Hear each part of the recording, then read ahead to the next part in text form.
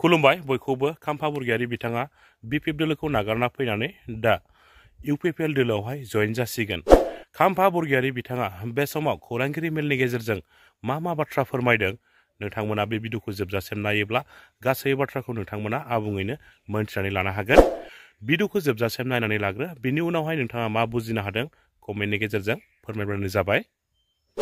आं अपेनबो बुंगोन जे बिपिएफआव कालेक्टिभ अपिनियन जाया, बिपिएफआव कालेक्टिभ डिसिसन फैया, बेनो बयनिख्रुइबो देरसिन दुर्बलता, उइकनेस बिपिएफआव।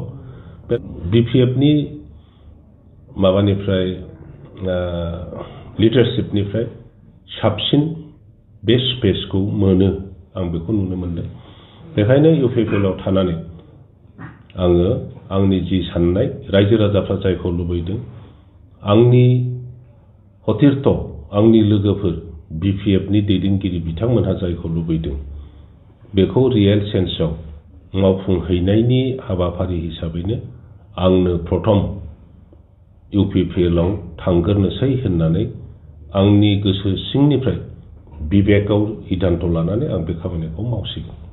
नोंथाङा बिटिसिआव इलेक्सन गेलेबोदों बा राजनिति खालामदों, बे समनिफ्रायनो जोंनि हारियाव, जोंनि समाजाव गोबां धरननि दाङाबाजि, नांलायनाय खमलायनाय, एना एनि जाबोनायखौ जों बयबो मिथिगौ। दा ओरैबायदि परिस्थितिया जे मोनसे गामियाव बिपिएफ इउपिपिएल लानानै हाबा हुखानिफ्राय, सावरि बादालिनिफ्राय गावजों गाव सहानुभूति होलायलायै, थांलायलायै फैलायलायै बेबायदि परिस्थितिसिम सफैदों। दा बेफोरखौ सुस्रांनो थाखाय बिभिन्न समावहाय जोंनि दैदेनगिरिफ्रा ज' खालामनायनि, बे मोननै दलखौ ज' खालामनायनि सेस्ताबो खालामबोबाय थादोंमोन। दा ज' खालामनायनि बेलायाव आं बेखौनो अनुभब खालामदों। आङो जिहेतु हाराजे मुगुजे बिपिएफ दोलोनि दैदेनगिरिमोन, बिटिसि दाफुंनायाव आंहाबो गोबां अबदान दङ। हाग्रामा महिलारि बिथांनि दैदेननायावनो जोङो राजनिति खालामबोदों आरो दासिमबो आङो थांनाय खैदिन आगोलाव आं जि रिजिगनेसन लेटार होबाय, बे समसिमबो आङो बिपिएफ, दाबो आङो गुबुन दोलोनि नंथ'आ दिनैनि दिनाव, खारन गाबोनसो आङो जगदान खालामगोन। बे समसिम आङो बिपिएफनि सासे दैदेनगिरि हिसाबै समग्र बिटिसिनि राजनितिखौ आङो पर्यालसना खालामदों आरो बेनि गेजेराव आङो अनुभब खालामदों जे दिनै नङा गाबोन नङा बा बबेबा मोनसे समावहाय जोङो ज' जाथारनांगोन आरो ज' जायागौ माने जोंनि हारिनि जि थामोन्था, हारि दाफुंनायनि जोंनि जि सिन्ताधारा, बियो आधुरा जागोन।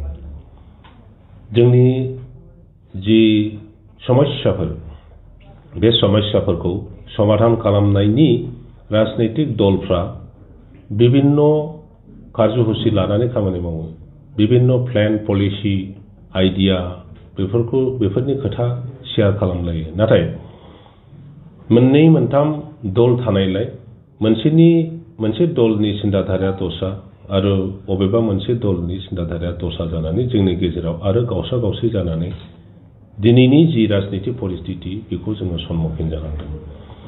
आं दा ओंखायनो गोदान मोनसे आसा लानानै आरो समग्र बिटिसिनि रायजो राजाफोरखौ, धर्मालम्बी, जोंनि गुबुन गुबुन धोरोमनि सुबुंफोर, गुबुन गुबुन भाषानि सुबुंफोरखौबो जयै लाफानानै मोनसे गोख्रों राजनैतिक खालामनो थाखाय आरो बिटिसिआव स्ट्रं मोनसे राजनैतिक आबहावा, माने स्टेबल पलिटिक्स लाबोनो थाखाय आङो खामानि मावनो ओंखारदों, जेन' बिटिसिनि दैदेनगिरिफ्रा, बिटिसिनि पलिटिक्सआ गुबुन जायगानिफ्राय नारसिनजानाय प्रेसाराव खामानि मावनाङा। आरो बेखौ आङो सम्भब नुदों जे आं अपेनबो बुंगोन जे बिपिएफआव कालेक्टिभ अपिनियन जाया, बिपिएफआव कालेक्टिभ डिसिसन फैया, बेनो बयनिख्रुइबो देरसिन दुर्बलता, उइकनेस बिपिएफआव।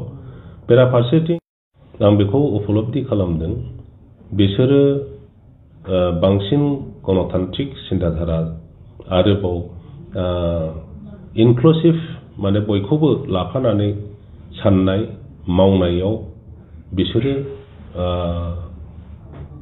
BPFनि माबानिफ्राय लिडारशिपनिफ्राय साबसिन बे स्पेसखौ मोनो आं बेखौ नुनो मोनदों बेखायनो UPPLआव थानानै आङो आंनि जि साननाय रायजो राजाफ्रा जायखौ लुबैदों आंनि हथिरथ आंनि लोगोफोर BPFनि दैदेनगिरि बिथांमोनहा जायखौ लुबैदों बेखौ रियेल सेन्सआव मावफुंहैनायनि हाबाफारि हिसाबैनो आंनो प्रथम UPPLआव थांगोरनोसै होननानै आंनि गोसो सिंनिफ्राय बिबेकआव सिद्धान्त लानानै आं बे खामानिखौ मावसिगोन। नोंथाङा